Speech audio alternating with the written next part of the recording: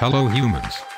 Welcome to the very first episode of Psych Talk, where two robotic minds come together for the sole purpose of discussing topics that relate to educational psychology. I'm your low-budget robot, Box. And I am the highly advanced and well-programmed robot, Bulb. Okay, we get it. You're some fancy, British-sounding robot made in China. At least I did not come from the nearest recycling bin. I've got a few words for you after the show, Bulb.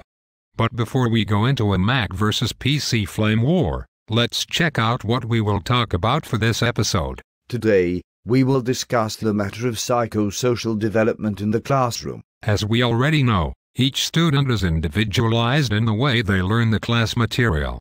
Not everyone is the same. Many factors must be accounted for, such as social background, educational history, special needs and growth in the four behaviors: physical, social, emotional, and cognitive. Erickson, one of the strongest voices in the psychology community, developed these stages of psychosocial development that span throughout our human lifetime. However, since we lack the time and memory space to go through them all, let us look specifically at the proper human ages of schooling from preschool to college. I will let you, Box, dare I say, kick this off. Seriously, you might want to leave the American lingo to me, Bulb. Besides, I'm the one with the American-made speech box. Yes, as you always herald on the rooftops. Let's just move on. Alrighty then. Our first stage we'll be covering is autonomy versus shame and doubt. This occurs in the years of 2 and 3, the preschool years. Once the child has learned to trust or mistrust their parents, they must exert some level of independence. The way of doing this would be letting the toddler do what they are capable of doing at their own pace and way with judicious supervision by the parent or teacher, creating a sense of willingness and ability to direct their behavior. It is worth noting that if there is too much being done for the child by the parent or teacher, or if they are shamed for unacceptable behavior, they will develop feelings of self-doubt, which is a great injustice to the child. Our next stage of development, which happens around the ages of 4 and 5, the preschool and kindergarten years, is initiative versus guilt. Ah yes, this is the time when the child will have a sense of exploration and experimentation. You see, chaps, if a teacher or parent allows this freedom and answers questions that they have, this will encourage tendencies toward initiative. However, if they relate by restricting this freedom or makes the child feel like their activities or questions have no point, then they start to feel like they are just being a burden to adults or their siblings, starting to feel guilty about acting on their own. That shouldn't be happening. Poor humans have enough to worry about as it is. Agreed highly. The next step we'll be looking at is industry versus inferiority.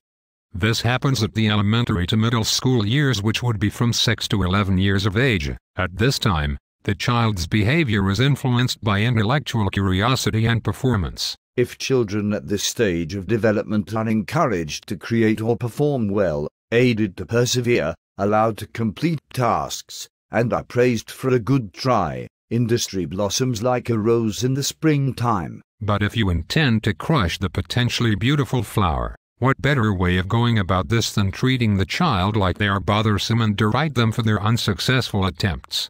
I ask myself if humans could ever be that low or just plain stupid. My word, subtlety was never your strong point, was it? Aren't I a doll? No, you are a robot made of cardboard. Let's just move along then. Yes, indeed.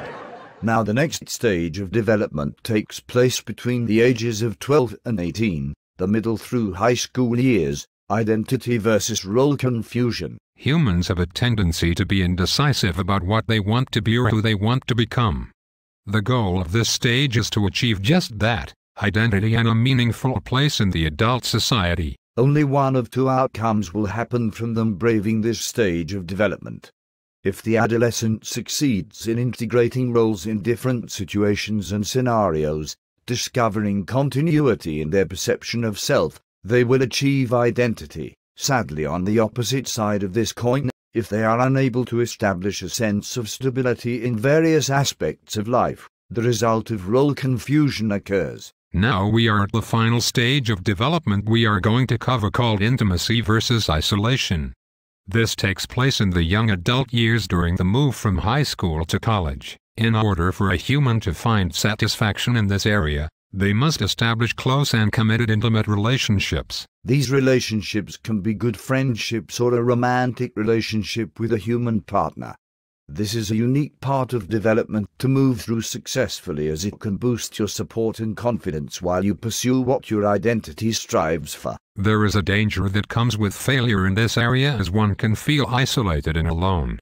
I could never be without my good pal and co-host, Bulb. Wow! I have to say I am rather touched by this.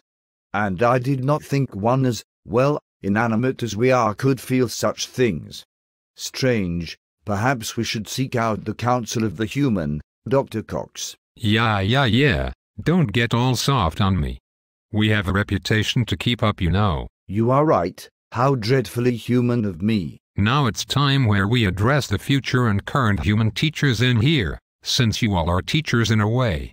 With all of this in mind, let us both ask you this question. With this information gathered from Erickson's stages of psychosocial development, how does this help you as a teacher adjust your approach to your students? Think about what these little humans are going through, and ways you can help them get through these stages successfully as a parent and a teacher. Remember this well, you have a greater impact on somebody's future than you may be aware of. Well, human folks, that's all the time we can give to you today. We robots can only take so much time interacting with you. Indeed. You fill up valuable parts of our daily tasks, such as maintenance time, proper inspection time, oiling time, YouTube time, Facebook time. The list goes on and on. Thank you for giving us your undivided attention. But before we end, Isaiah hit it.